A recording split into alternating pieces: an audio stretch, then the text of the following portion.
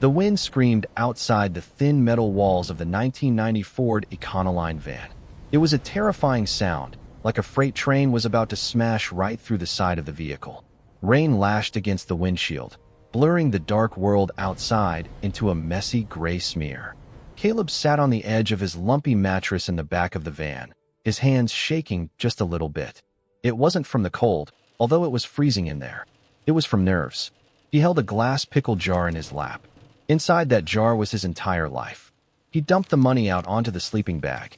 It was a pile of crumpled $1 bills, 5s, 10s, and a few 20s he had earned working brutal shifts at the fish cannery. He started counting, his lips moving silently. $820, $830, $840. Caleb let out a long breath and leaned his head back against the metal wall of the van. He had done it. It had taken him 4 months of eating ramen noodles and sleeping in parking lots, but he finally had enough. Tomorrow at noon was the deadline. His younger sister, Maya, had gotten into the state college, but if she didn't pay the housing deposit by 12 p.m. tomorrow, she would lose her spot. And if she lost her spot, the state would transfer her to a high-security group home upstate. She would be lost in the system forever. Caleb put the money back into the jar and screwed the lid on tight. He hid it under the driver's seat, wedged behind a toolbox where no one would look. Just one more day, he whispered to himself. Hold on, Maya. I'm coming. Suddenly, a sound louder than the wind ripped through the air. It sounded like the earth itself was cracking open. Crack. Boom. Caleb jumped into the driver's seat. He looked out the window. His van was parked illegally near the edge of the public overlook at Blackwater Bay. The ocean was usually 50 feet below, but tonight, the waves were so high they were spraying foam onto his windshield. Hurricane Delta had hit early, and it was angry. Caleb turned the key. The engine sputtered and died. Come on, he yelled, hitting the dashboard. He tried again. The engine roared to life. He slammed it into gear, trying to drive uphill, away from the angry ocean. But as his headlights swept across the cliff to his right, he slammed on the brakes. He saw it. The massive house on the cliff, the locals called it the Glass Fortress, was tilting. The ground underneath the $10 million mansion was turning into soup. Mud was sliding into the black water below, taking chunks of the foundation with it. The steel beams of the house were twisting and groaning. The house was going to fall. Most people would have driven away. Most people would have saved themselves. But Caleb saw something else. In the giant floor-to-ceiling window of the living room, a light was on. And sitting there, on a white couch facing the storm, was a woman. She looked about 40 years old. She was beautiful, with dark hair and a silk dress that looked out of place in a disaster. She was holding a glass of wine in one hand and a picture frame in the other. She wasn't moving. She wasn't panicking. She was just sitting there, calm as a statue, waiting to fall into the ocean. She's going to die, Caleb whispered. He looked at his van. He looked at the jar of money under the seat. If he got out, he might lose everything. The cliff groaned again. The house dipped lower. Caleb didn't think. He opened the door and jumped out into the storm. The wind hit him like a physical punch. It nearly knocked him off his feet. He sprinted through the mud, slipping and sliding toward the stone wall of the estate. He scrambled over the wall, cutting his hands on the rough rocks. He ran through the garden, dodging flying branches and patio furniture. He reached the glass front door and pounded on it with his fist. Hey, lady, get out, Caleb screamed. The house is falling. Inside, the woman didn't even flinch. She took a sip of her wine. Caleb ran around to the side. The patio was cracking. He could feel the concrete shifting under his boots. He grabbed a heavy stone statue from the garden, a little gargoyle, and swung it with all his strength. Smash! The glass shattered. The security alarm started blaring, a piercing siren that mixed with the thunder. Caleb climbed through the broken window, slicing his arm on a shard of glass. He didn't feel it. He rushed into the living room. You have to move, Caleb yelled, running up to her. The woman, Elena, looked up at him slowly. Her eyes were glazed over. She looked drunk, or maybe just broken. You're trespassing, she said softly. Her voice was flat. Lady, the cliff is gone. You have 2 minutes before this whole place swims. Caleb grabbed her arm. She yanked her arm back. Let it fall, she whispered. She looked at the photo in her hand, a picture of a little girl. I built it for her. I'm staying with it. No, you're not, Caleb shouted. The floor lurched violently. A vase slid off the table and shattered. The lights flickered and died. Caleb lunged at her. He wrapped his arms around her waist and pulled her off the couch. She fought him. She was stronger than she looked. She clawed at his face, her nails digging into his skin. "Let me go," she screamed. "I want to stay. Get off me. I'm not letting you die." Caleb grunted. He dragged her across the floor. The house groaned again, a terrible metal screeching sound. The entire back wall of the living room, the glass wall facing the ocean, exploded outward as the floor beneath it crumbled. Rain and wind roared into the room. The rug they were standing on started to slide toward the edge of the cliff. Elena reached out desperately for the photo she had dropped. "Lily," she screamed. "No, leave it," Caleb yelled. He hauled her up by her waist. He practically threw her through the broken window onto the wet grass of the garden. He dove out after her just as the ground beneath the living room gave way. With a sound like a bomb going off, the glass fortress tipped forward. It slid. Caleb watched from the mud, gasping for air, as the mansion slid off the cliff and crashed into the ocean below. A massive cloud of spray shot up. It was gone. Caleb lay there in the mud, bleeding and exhausted. Beside him, Elena lay curled in a ball, shivering in the cold rain. She wasn't fighting anymore. She was just staring at the empty space where her home used to be. She looked completely in shock. Suddenly, red and blue lights blinded them. Police cruisers screeched up the long driveway. Sirens wailed. Officers jumped out with flashlights and guns drawn. Police. Hands in the air. Caleb sat up slowly, shielding his eyes from the bright lights. "Don't shoot. I just pulled her out." The house fell. Elena didn't move. She just lay there in the mud, looking like a ghost. A large police officer named Sergeant Brody ran over. He shone his light in Caleb's face. Caleb looked rough. He was wearing dirty work clothes. He was covered in mud and blood, and he looked like exactly the kind of person who would rob a mansion during a storm. "Get on the ground. Now," Brody yelled. "I didn't do anything," Caleb shouted, getting on his stomach in the wet grass. "Ask her. Ask the lady. I saved her." Brody kneeled on Caleb's back and snapped handcuffs on his wrists. They were cold and tight. "We got a silent alarm for a break-in," Brody said. "And I find a kid who looks like a looter next to a destroyed house." He yanked Caleb up. "Miss Thorne," Brody asked gently, looking at Elena. "Did this boy break into your home?" Elena sat up slowly. An officer put a blanket around her shoulders. She looked at the officer, then she looked at Caleb. Her eyes were empty. She was still drunk and in deep shock. She didn't see a hero. She saw the boy who forced her to live when she wanted to die. She looked away. She said nothing. "That's all I need to know," Brody said. He shoved Caleb toward the police car. "No. Wait." Caleb struggled. "You don't understand. My van. I have money in my van." "We'll tow the van," Brody said, opening the back door of the cruiser. "You can't tow it." Caleb screamed, tears mixing with the rain on his face. "My sister. I have to pay her deposit by noon tomorrow. If you arrest me, she loses everything. The money is under the seat. Please, just let me get the jar." "Get in the car," Brody said, shoving him inside. The door slammed shut. The lock clicked. Caleb pressed his face against the window. He watched as a tow truck backed up to his rusted Ford van. He watched them hook it up. He watched his entire life, and Maya's future, being dragged away into the storm. He screamed until his throat hurt, but nobody could hear him. The police station was cold. It smelled like stale coffee and old floor cleaner. Caleb sat in a holding cell that was painted a depressing shade of gray. His clothes were still wet. His hand was throbbing where he had cut it. He stared at the clock on the wall. 11:45 a.m. "Officer," Caleb yelled, jumping up and grabbing the bars. "Officer, please. I need my phone call." Officer Brody walked by. He looked tired. The storm had caused a lot of trouble in town. "I told you, kid. The phone lines are down because of the hurricane. You'll get your call when the system comes back up." "It's almost noon." Caleb panicked.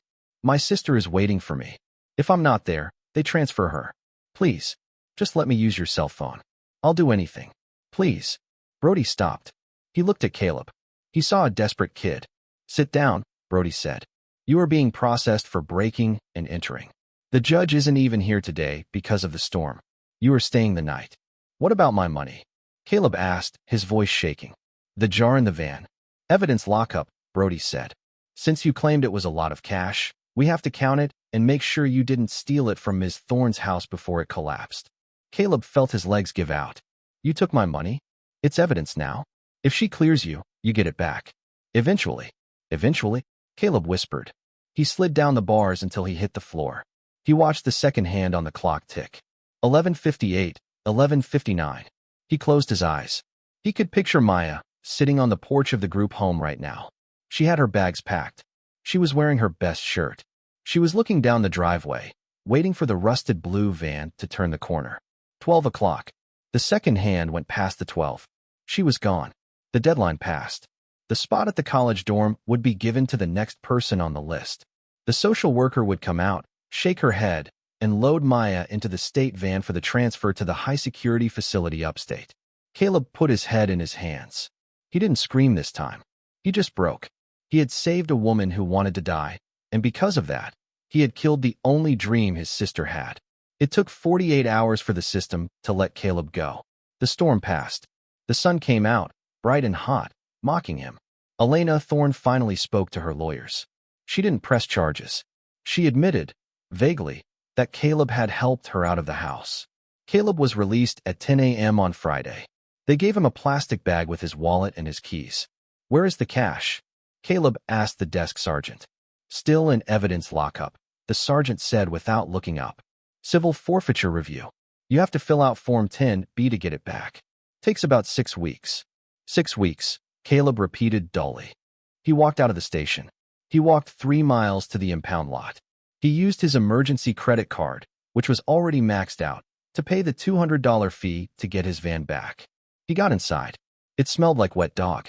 The police had tossed it looking for drugs. His mattress was ripped. His tools were scattered. But the jar was gone. Caleb drove.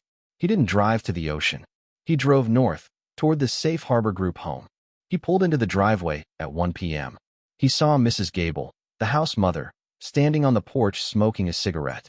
When she saw the van, her face got hard. Caleb jumped out. Where is she? Is she inside? Mrs. Gable blew smoke into the air. You're 2 days late, Caleb. I was in jail. Caleb shouted, running up the steps. I was arrested for something I didn't do. It was a mistake. Where's Maya? She waited, Mrs. Gable said coldly. She sat on these steps for 4 hours. She tried to call you.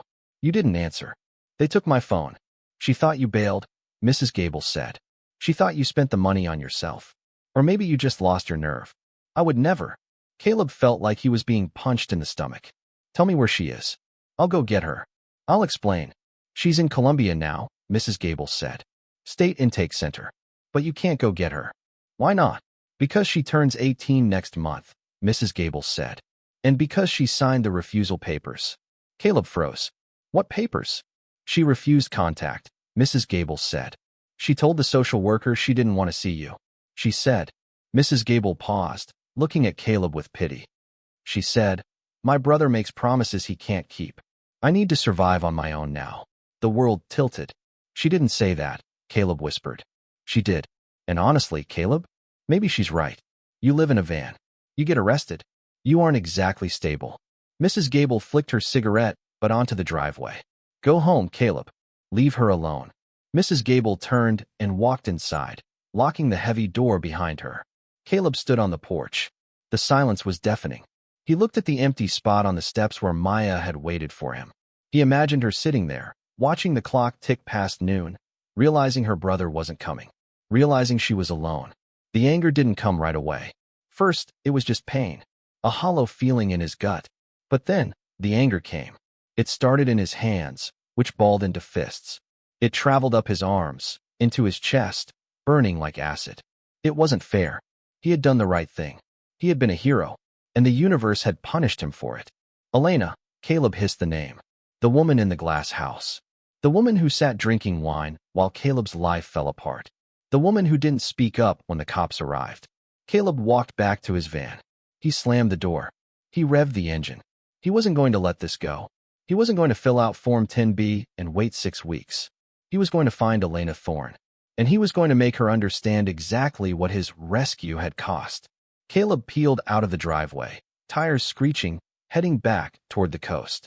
Caleb didn't have much, but he knew how to find things on a construction site. He knew that when a rich person's house falls down, They don't go to a cheap motel. They go to the best clinic in town to recover from the shock. He stopped at a gas station and asked the attendant, a guy he knew from high school, "Hey, Jimmy, where do the rich folks go when they get a scratch?" "St. Jude's private wing," Jimmy said, wiping grease off his hands. "Over in Charleston." "What?" "I have a delivery," Caleb said grimly. He drove to Charleston. He found St. Jude's Hospital. He parked the van in the loading zone, leaving the engine running.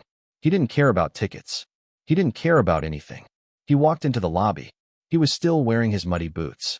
His shirt was stained. He looked like trouble. "I'm here to see Elena Thorne," Caleb told the receptionist. "Ms. Thorne is resting and not accepting visitors," the receptionist said, looking down her nose at him. "She'll see me," Caleb said. "Sir, I'm going to have to ask you to leave." Caleb looked at the directory on the wall. VIP Suites, 4th floor. He didn't argue. He turned and sprinted toward the elevators. "Security," the receptionist screamed. Caleb jammed the button. The doors opened. He jumped in just as a security guard started running toward him. He hit the button for the 4th floor. The doors slid shut. Caleb leaned his head against the cool metal wall. He was shaking. He was terrified. But mostly, he was furious. The elevator dinged. Level 4. The hallway was quiet, carpeted in plush blue. It smelled like lavender and money. He walked down the hall, checking the names on the digital displays outside the rooms. Room 402, Anderson. Room 404, Gentry. Room 406, Thorne. Caleb stopped. The door was closed. He didn't knock. He slammed the door open. Elena Thorne was sitting in a chair by the window, looking out at the city. She was wearing a clean silk robe. She looked scrubbed, fed, and safe. She held a glass of water. Elena jumped, turning around. When she saw Caleb, her eyes went wide. "You," Elena breathed. Caleb stepped inside and kicked the door shut behind him. He stood there, chest heaving, fists clenched, bringing all the mud and the rage of the last 3 days into the clean sanctuary of the billionaire's recovery. "We need to talk," Caleb said. The hospital room was quiet for a long, terrible second. The only sound was the hum of the air conditioner and Caleb's heavy breathing. He stood there, mud on his boots ruining the expensive carpet, staring at the woman who had cost him everything. Elena Thorne stared back. She slowly lowered her glass of water.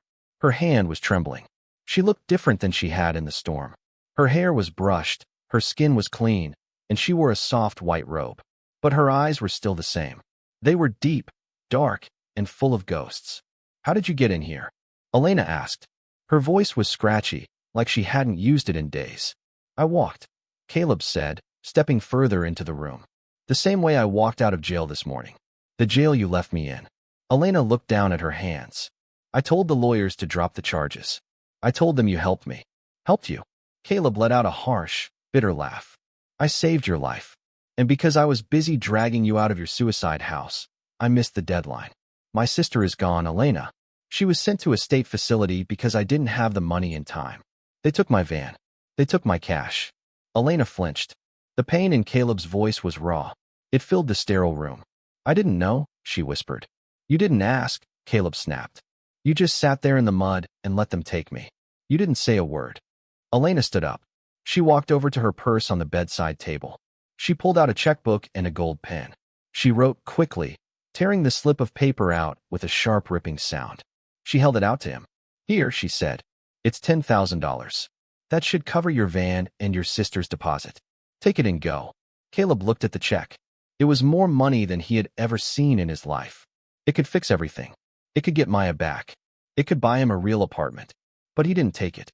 He felt a heat rising in his chest, a burning pride that he had inherited from a father he barely remembered. He snatched the check from her hand. Elena watched him, expecting him to put it in his pocket. Instead, Caleb ripped it in half. Then he ripped it again. He threw the confetti pieces onto the floor. "I don't want your pity money," Caleb said, his voice shaking with rage. "I worked 4 months gutting fish to save that money. I earned every penny. I don't take handouts from rich people who think they can buy their way out of guilt." Elena looked at the torn paper on the floor. She looked shocked. For the first time, a spark of something real appeared in her eyes. It wasn't sadness anymore. It was curiosity. "Then what do you want?" she asked. "I want to fix what I broke," Caleb said. "I want to get my sister back the right way. And I want you to know that you are a coward. You built a glass house on a cliff because you wanted it to fall. You wanted to give up. He turned to the door. My sister fights every single day just to have a bed to sleep in. You have everything, and you threw it away. Caleb grabbed the door handle. Wait, Elena said. Caleb stopped, but he didn't turn around. You said you worked, Elena said. You know how to build things? Caleb turned slowly. I fixed my own van. I worked construction before the cannery. I know how to use my hands. Elena studied him. She looked at his broad shoulders, his scarred hands, the intensity in his jaw. She was a structural engineer, one of the best in the country before she quit. She knew how to spot tensile strength. She knew how to spot materials that wouldn't break under pressure. Caleb was strong material. My car is downstairs, Elena said. Meet me in the parking lot in 20 minutes. Why? Because you tore up the check, Elena said. So if you want the money for your sister, you're going to have to earn it. Caleb didn't know why he waited. Maybe it was desperation. Maybe it was curiosity. But 20 minutes later, he was leaning against a concrete pillar in the hospital parking garage when a sleek black Range Rover pulled up. Elena was driving. She had changed into jeans and a simple black sweater. She looked less like a victim and more like a woman on a mission. Get in, she said. Caleb climbed into the passenger seat. The car smelled like new leather. It was a stark contrast to his rusted van that smelled like old bait.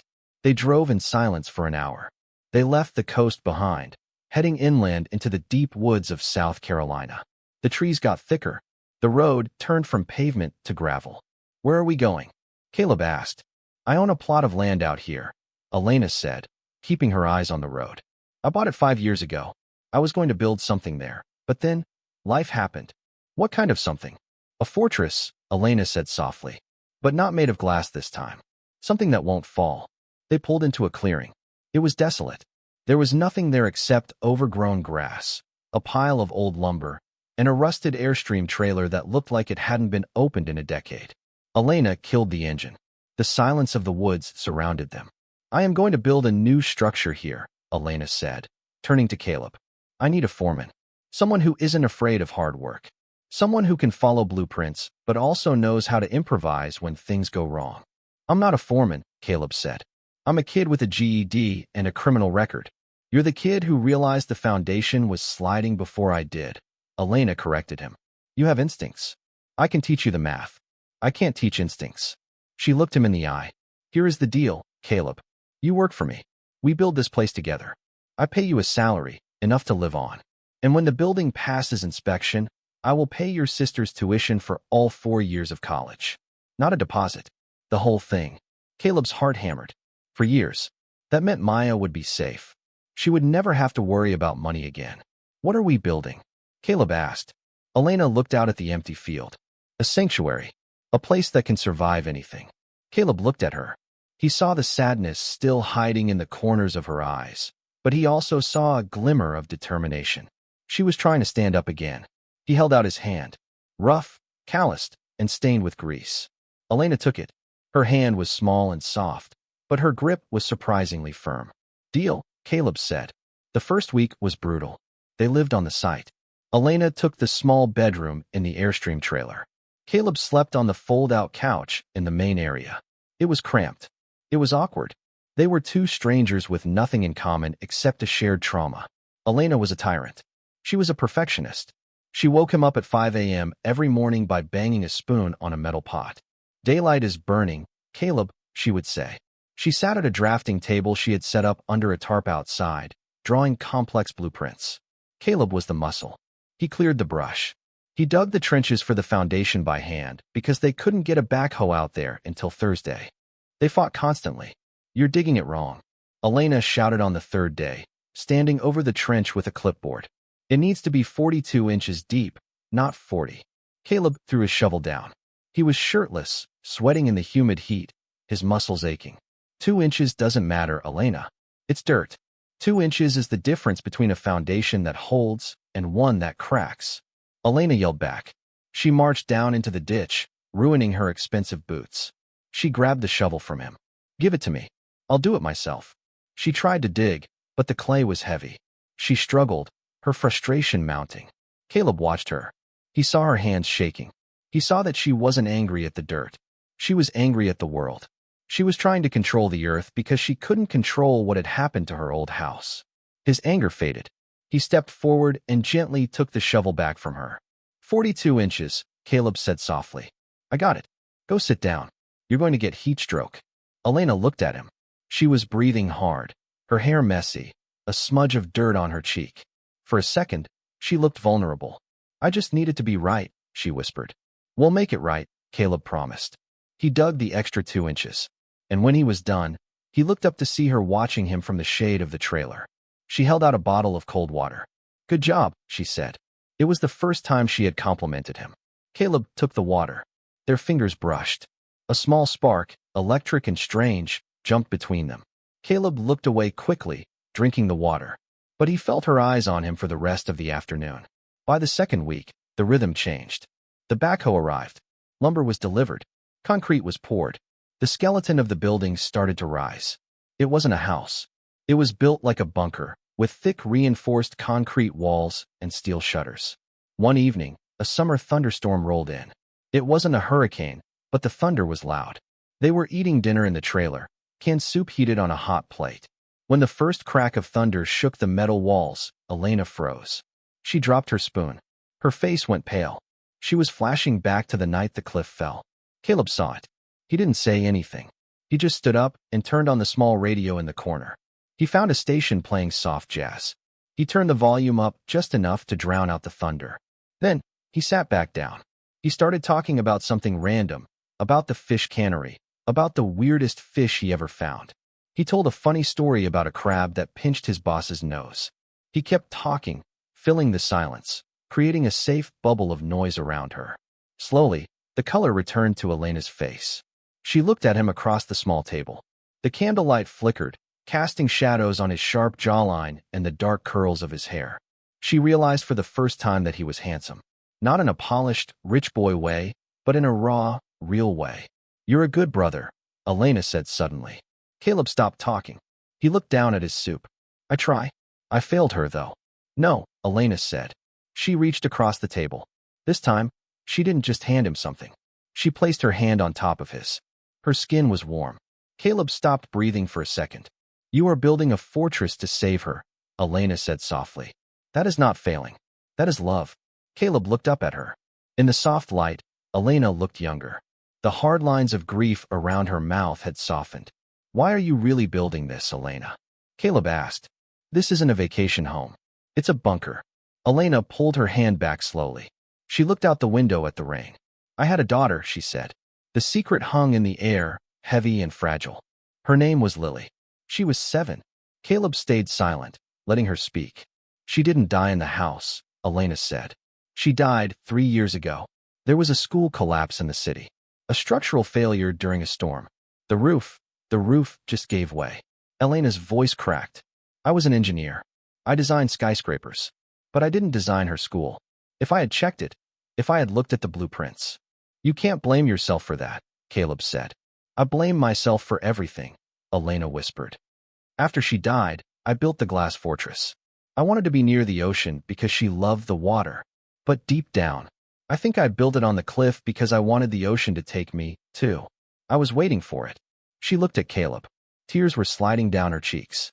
And then you smashed my window, she said, a sad smile touching her lips. You dragged me out of the grave I built for myself. Caleb stood up. He walked around the table. He didn't hug her. He didn't feel like he had the right to hold her yet. But he knelt beside her chair. We are building this place strong, Caleb said fiercely. We are going to use the best steel. The deepest foundation. 42 inches. Hell, 50 inches if you want. Nothing is going to knock this place down. I promise you. Elena looked down at him. She reached out and touched his face. Her thumb brushed the scar on his cheek where the glass had cut him that night. It was a gentle touch. Intimate. Thank you, Caleb, she whispered. She didn't pull her hand away immediately. For a long moment, the only sound was the rain and the beating of Caleb's heart. He leaned into her touch, just an inch, closing his eyes. He had been alone for so long, fighting the world for his sister. To be touched with kindness, it felt like the sun coming out. Elena pulled her hand back, clearing her throat. She stood up, smoothing her robe. We have an early start tomorrow, she said, her voice trying to be professional but shaking slightly. Get some sleep. Good night, Elena, Caleb said. That night, lying on the couch, Caleb listened to the sound of Elena breathing in the next room. He realized he wasn't just working for the money anymore. He wanted to see her smile. He wanted to build this house so she would never be afraid of the storm again. The weeks turned into months. The building grew. It was ugly but strong, a gray concrete monolith hidden in the trees. Their relationship changed, too. The anger was gone. In its place was a comfortable, quiet partnership. Caleb learned how to read complex blueprints. He learned about load-bearing walls and tensile stress. Elena was a patient teacher. She seemed to come alive when she was explaining the math of survival. And Caleb taught her things, too. He taught her how to change the oil in the generator. He taught her how to cook fish over an open fire when the propane ran out. One afternoon in late October, they were working on the roof. The sun was setting, painting the sky in brilliant oranges and purples. Caleb was hammering shingles. He took off his shirt because of the heat. He was stronger now than he had been 3 months ago. The manual labor had built muscle on his lean frame. Elena was measuring the gutter alignment. She stopped and watched him. She watched the way the muscles in his back moved as he swung the hammer. She watched the sweat glistening on his skin.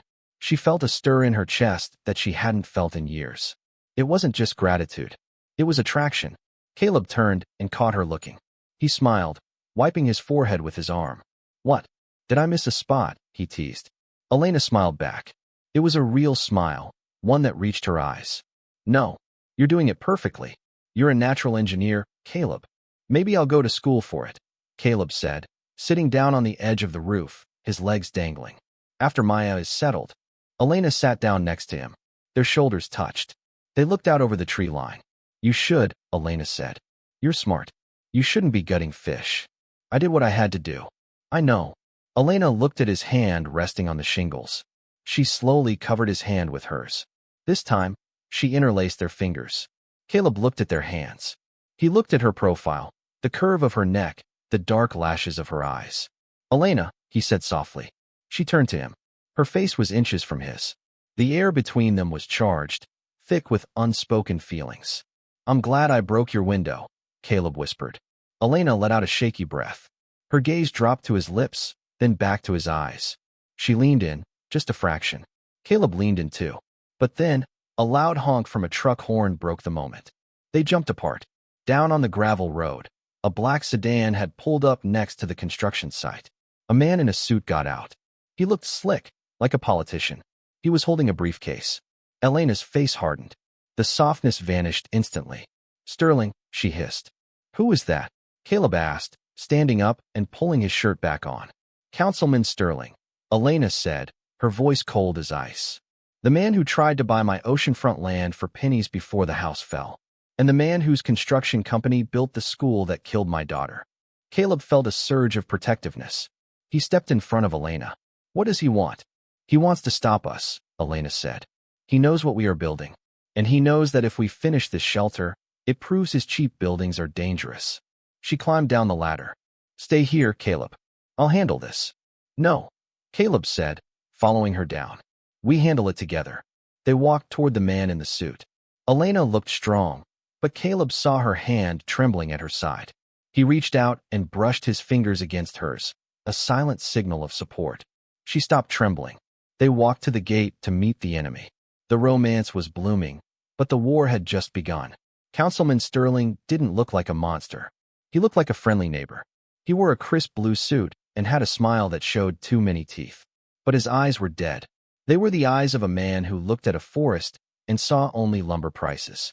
He leaned against the hood of his black sedan, looking at the concrete skeleton of the shelter rising out of the mud. Elena, Sterling said, his voice smooth like oil. It's been a long time. You look tired. Elena crossed her arms.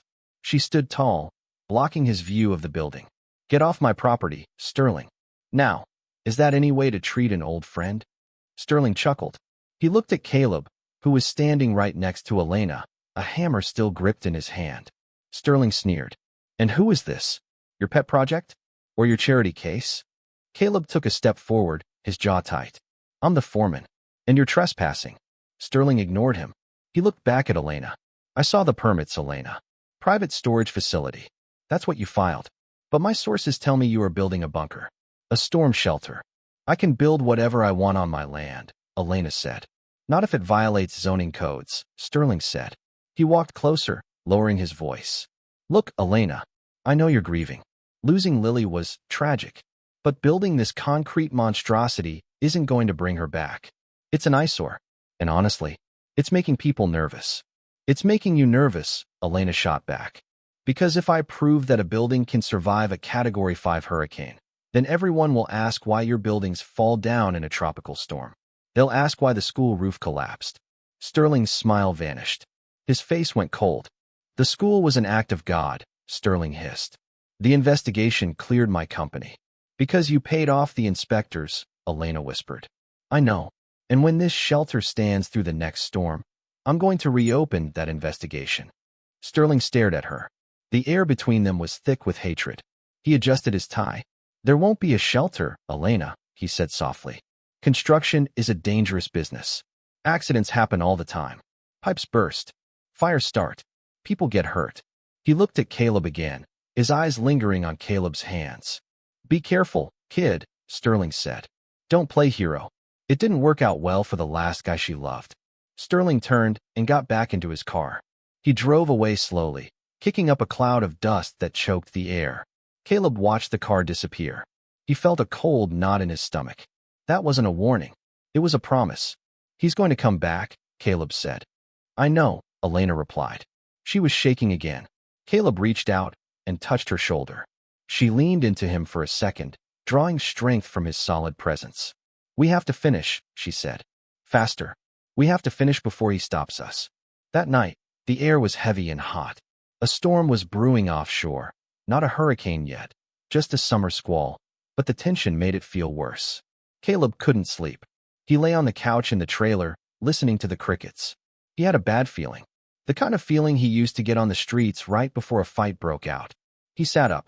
He grabbed his heavy flashlight and walked outside. The construction site was quiet. The moon cast long shadows over the concrete walls. Then he heard it. A clink of metal on metal. It was coming from the north side, near the generator and the fuel tanks. Caleb didn't yell. He moved silently, his boots making no sound on the soft dirt. He crept around the corner of the building. 3 men were there. They were dressed in black, wearing ski masks. One of them was pouring something into the fuel tank of the expensive generator. Another was swinging a sledgehammer at the wooden forms holding the drying concrete. Sterling's accidents. Caleb didn't wait for backup. He didn't think about his safety. He thought about Elena. He thought about the check she had written for Maya's tuition. He thought about the way Elena had touched his hand on the roof. He roared and charged. He hit the man with the sledgehammer like a linebacker. They crashed into the mud. The sledgehammer flew out of the man's grip. Caleb punched him hard in the jaw, feeling a tooth crack. Hey, the second man shouted. He dropped the gas can and pulled a knife. Caleb rolled away as the knife slashed the air where his chest had been. He scrambled to his feet. He grabbed a 2x4 plank of wood from the ground. The man with the knife lunged. Caleb swung the wood. Crack. It connected with the man's arm. The knife fell, but he forgot the third man. Something hard and heavy hit Caleb in the back of the head. Pain exploded in his skull. White light flashed behind his eyes. He fell to his knees, dizzy. The third man kicked him in the ribs. Caleb gasped, curling into a ball. Finish him, one of them growled. They started kicking him. Caleb tried to protect his head. He tasted blood. Suddenly, a gunshot rang out. Bang. The men froze. Elena stood in the doorway of the trailer. She was wearing her silk nightgown, her hair wild. In her hands, she held a shotgun. She wasn't shaking. She looked like an avenging angel. Get away from him, she screamed. She pumped the shotgun. CHK. The next one goes in your chest. The men didn't argue. They scrambled up, running into the woods, dragging their injured friend. Elena dropped the gun and ran to Caleb. Caleb. She fell to her knees in the mud. Oh God, Caleb. Caleb groaned, rolling onto his back. His face was swollen. His head was throbbing, but he managed a weak grin. I think we need a better fence, he wheezed. You idiot, Elena sobbed.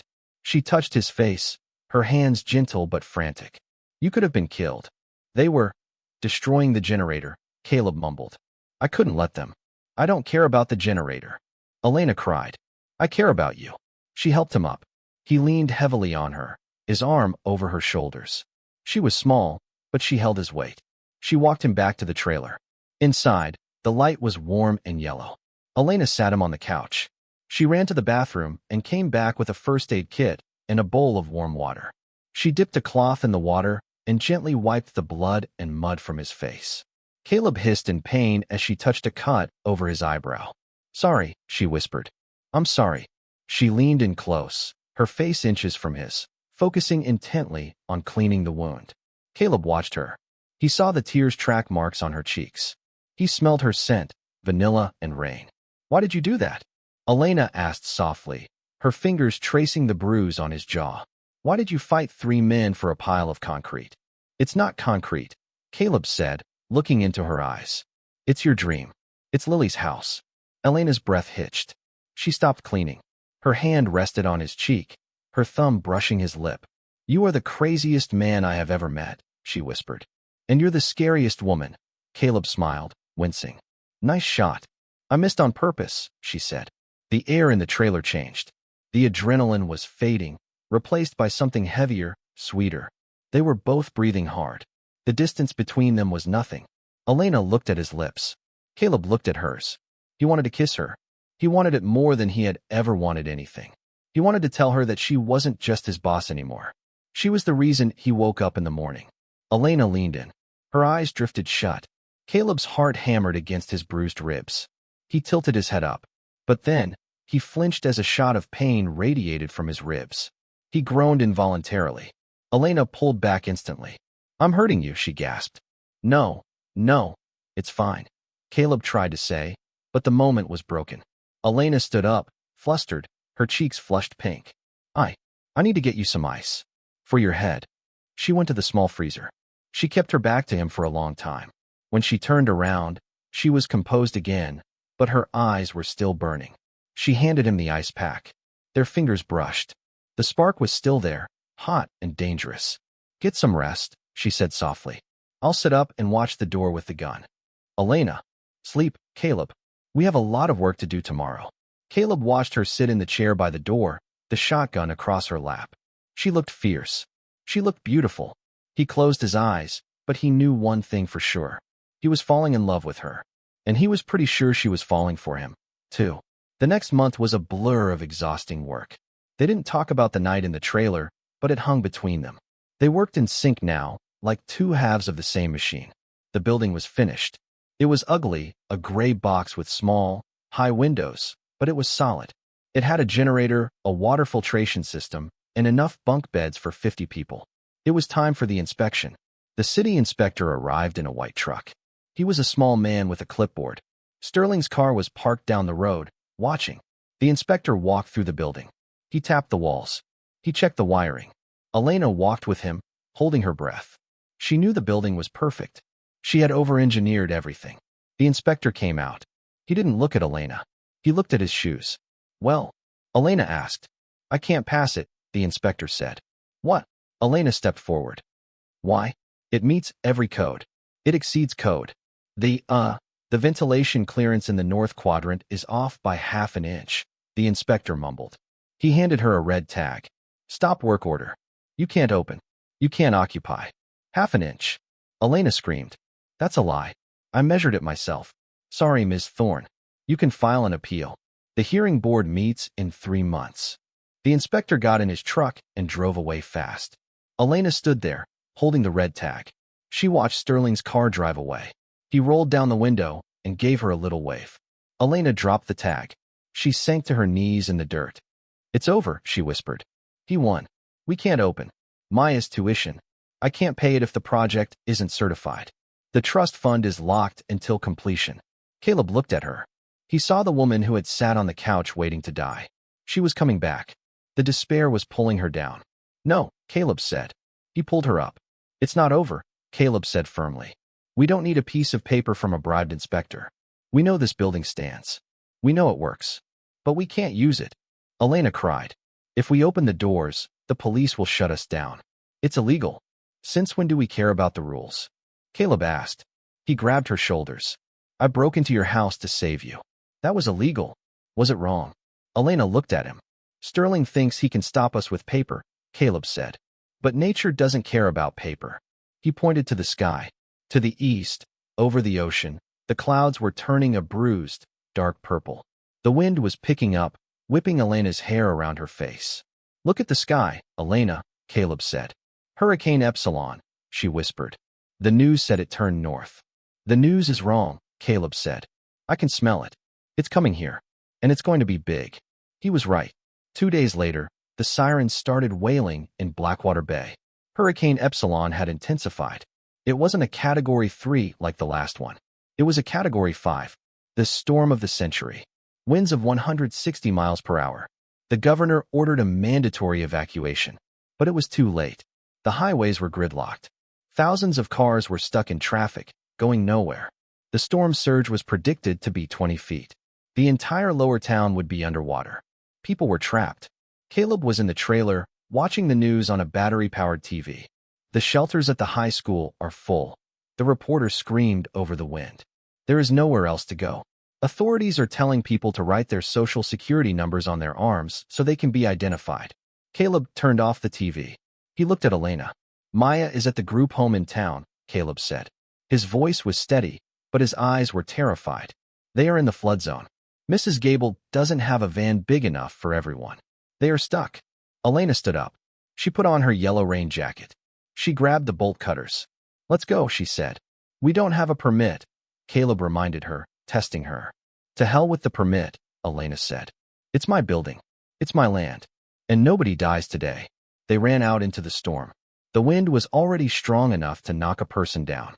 They reached the heavy steel doors of the shelter. A thick chain with a city padlock sealed it shut. Elena took the bolt cutters. She struggled with them. Caleb put his hands over hers. Together, they squeezed. Snap! The chain fell. Caleb threw the heavy steel doors open. The interior was dark, cool, and safe. "Get the generator running," Elena ordered. "I'm going to make some calls." Caleb ran to the back. He fired up the diesel generator. The lights flickered on. The ventilation hummed. The building felt alive. It felt strong. He ran back to the front.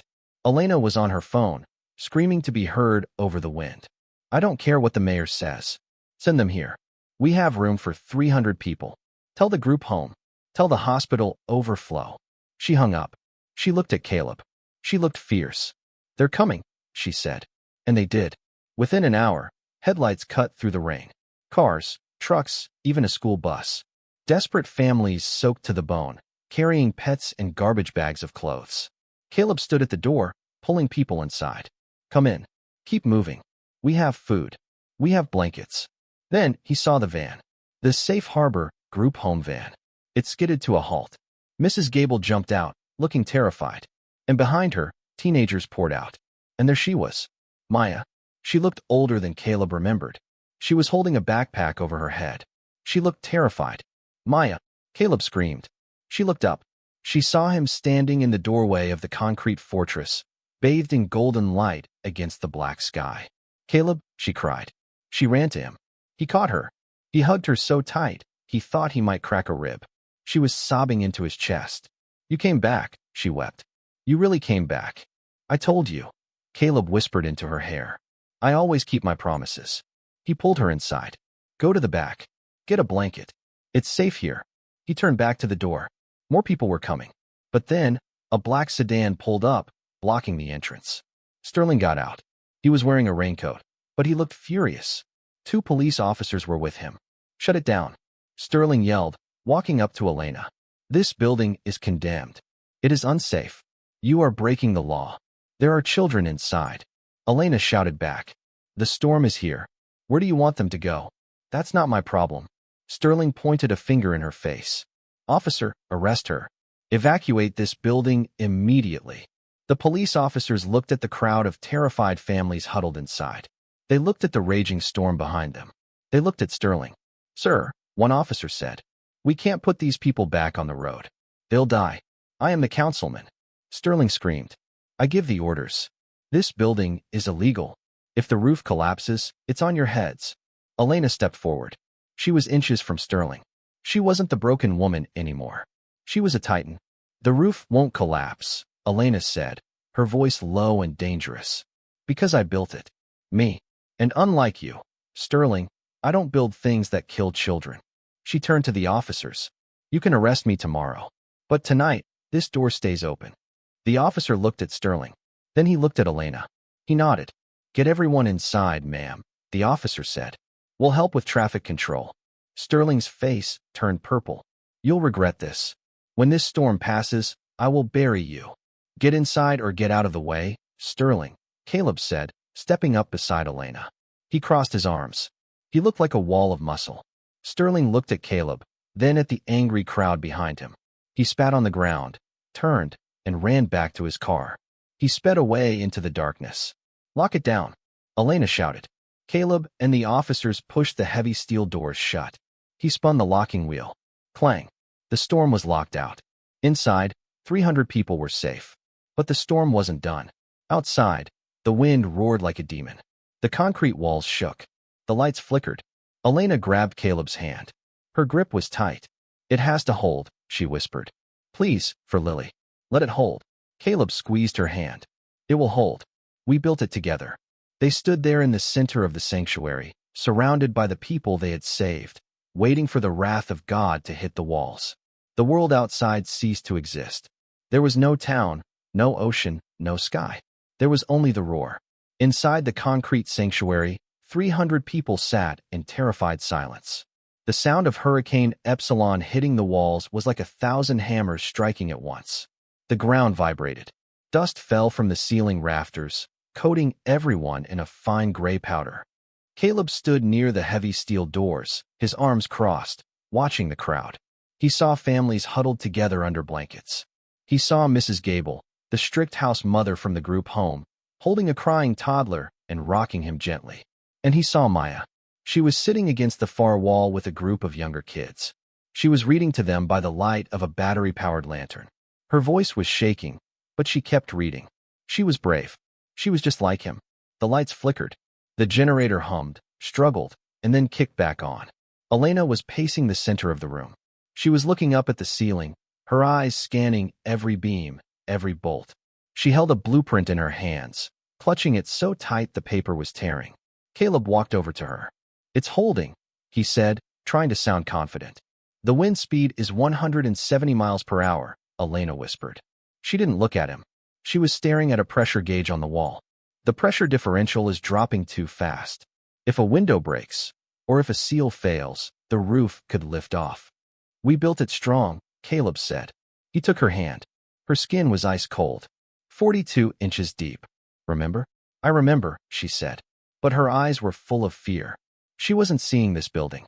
She was seeing the school that collapsed 3 years ago. She was seeing Lily. Suddenly, a massive boom shook the entire structure. People screamed.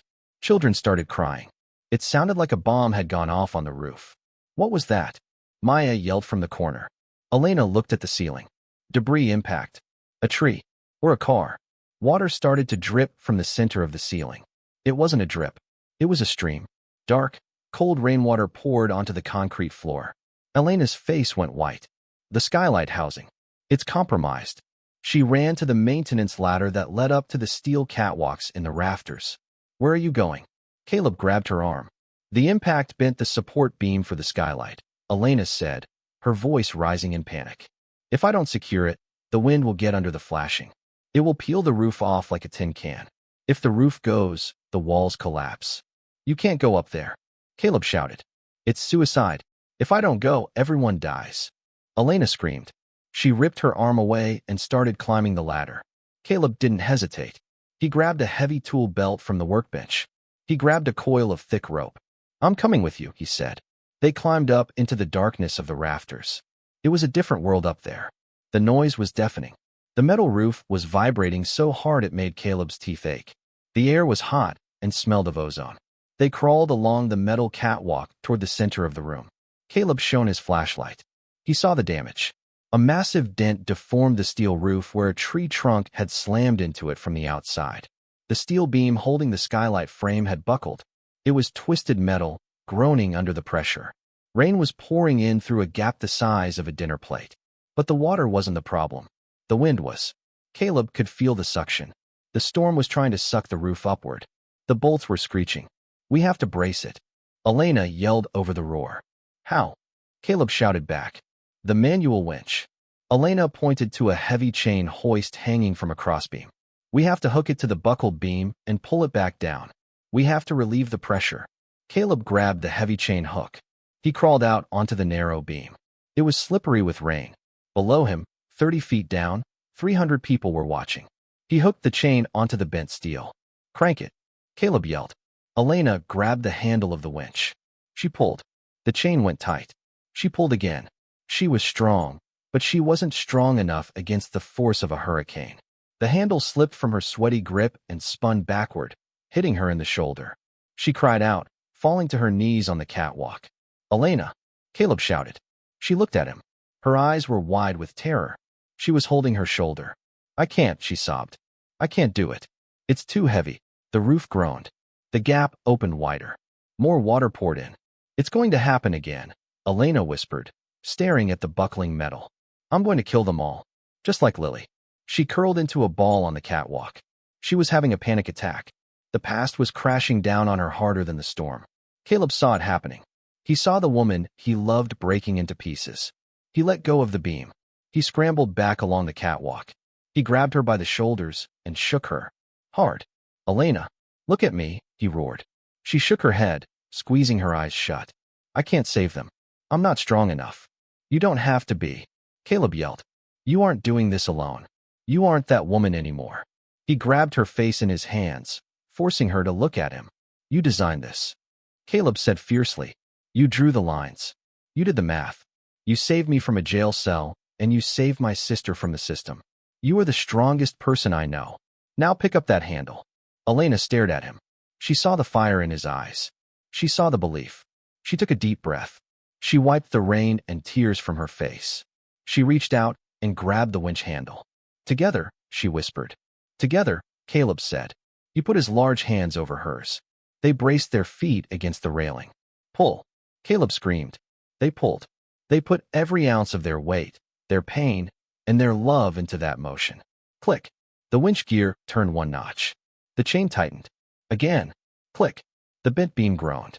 Slowly, agonizingly, it started to bend back into place. The gap in the roof began to close. One more. They screamed with the effort. Their muscles burned. Click. Clang. The beam snapped back into position. The gap sealed shut. The screeching of the bolts stopped. The roof held. Caleb and Elena collapsed onto the metal grating of the catwalk, gasping for air, their chests heaving. They were soaked, bruised, and exhausted. Caleb reached out in the darkness. Elena took his hand. She squeezed it so hard her knuckles turned white.